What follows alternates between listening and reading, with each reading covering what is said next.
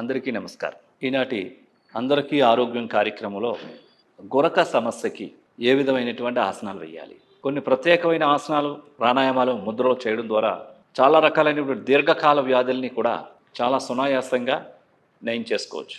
అందులో భాగంగా ఇప్పుడు మనం గురక, ఇది చాలామందిని ఇబ్బంది పెడుతూ ఉంటుంది. పక్కన ఎవరు కూడా పడుకోలేరు, చాలా తీవ్రమైనటువంటి శబ్దాలు చేస్తూ ఈ విషయం వాళ్ళకి తెలవదు, కానీ పక్కనున్న వాళ్ళకి మాత్రం చాలా ఇబ్బందికరంగా ఉంటుంది. సాధారణంగా ఒబేసిటీ సమస్య ఉన్నటువంటి వాళ్ళలో ఈ గురక సమస్య అనేటువంటిది ఎక్కువగా ఏర్పడుతూ ఉంటుంది. వీళ్ళకి ఇబ్బంది కలగదు, కానీ వీళ్ళ జతలో పడుకునేటటువంటి వాళ్ళకి మాత్రం చాలా ఇబ్బందికరంగా ఉంటుంది. మరి కొన్ని ప్రత్యేకమైనటువంటి ఆసనాలు చేయడం ద్వారా మరి చాలామంది ఈ రకమైనటువంటి గురక సమస్య నుంచి పూర్తిగా నయం చేసుకున్న వాళ్ళు ఉన్నారు. అందులో భాగంగా ఇప్పుడు మనం తెలుసుకోబోతున్నాం కపాలభాతి ప్రాణాయామం, ధనురాసనం, వీరభద్రాసనం. వాటిని ఇప్పుడు ఏ విధంగా చేయాలో చేసి చూద్దాం. ఇప్పుడు మనం ధనురాసనం చేద్దాం. ముందుగా శవాసన భంగంకి రావాలి. శవాసన భంగం నుంచి ఇప్పుడు బోర్లా పడుకోవాలి. ఇప్పుడు రెండు కాళ్ళని ఫోల్డ్ చేసి రెండు చేతులతో రెండు పాదాల దగ్గర పట్టుకోవాలి. ఇప్పుడు శ్వాసన తీసుకుంటూ హెడ్ రేజ్ చేయాలి. హెడ్, నెక్, చెస్ట్, థైస్, తొడ భాగాన్ని పూర్తిగా ఎంత సాధ్యమైతే అంత పూర్తిగా పైకి లేపి ఉంచాలి. Stretch your body fully. 1 2 3 4 5 6 7 8 9 10 11 12 13 14 15 16 17 18 19 20 21 22 23 24 25 26 27 28 29 30. ఇప్పుడు నిదానంగా హ్యాండ్స్ రిలీజ్ చేసి రిలాక్స్గా ఉండాలి మకరాసనంలో. ఇప్పుడు మకరాసనం నుంచి బయటకు వచ్చి లేచి నిలబడాలి. వీరభద్రాసనం.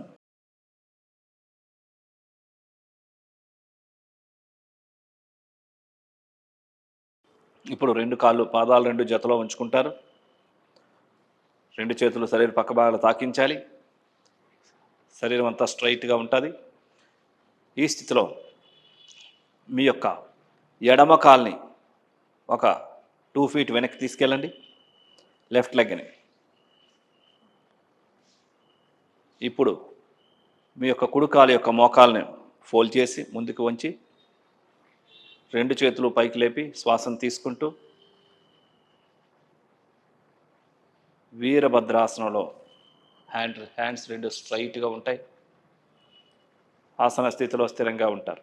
1 2 3 4 5 6 7 8 9 10 11 12 13 14 15 16 17 18 19 20 21 22 23 24 25 26 27 28 29 30.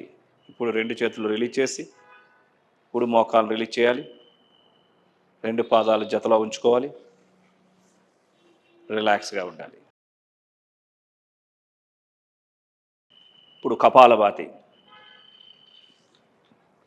కూర్చోవాలి.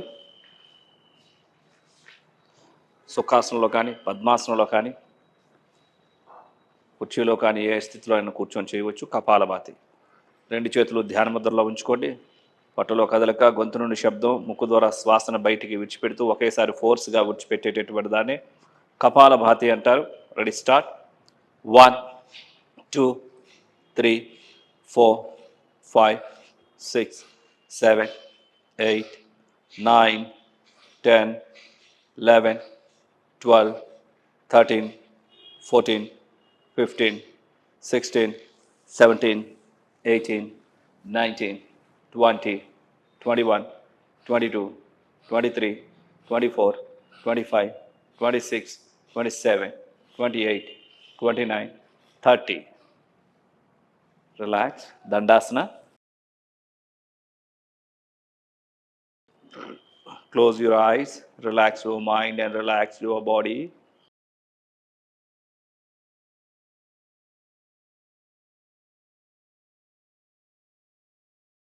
చూసారు కదండి, ఈ గురక సమస్యకి ధనురాసనం, వీరభద్రాసనం, కపాలభాతి ఏ విధంగా చేయాలో వీటిని కనుక మీరు 21 రోజుల నుంచి 41 రోజులు సాధన చేస్తే మీలో ప్రత్యక్షంగా మార్పును చూడవచ్చు.